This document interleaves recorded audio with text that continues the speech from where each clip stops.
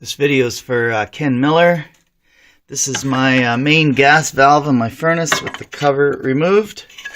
Okay, that's a shutoff, manual shutoff. Cover removed. This blue wire here is called the, it says igniter on the side. So I'm going to put it through its sequence.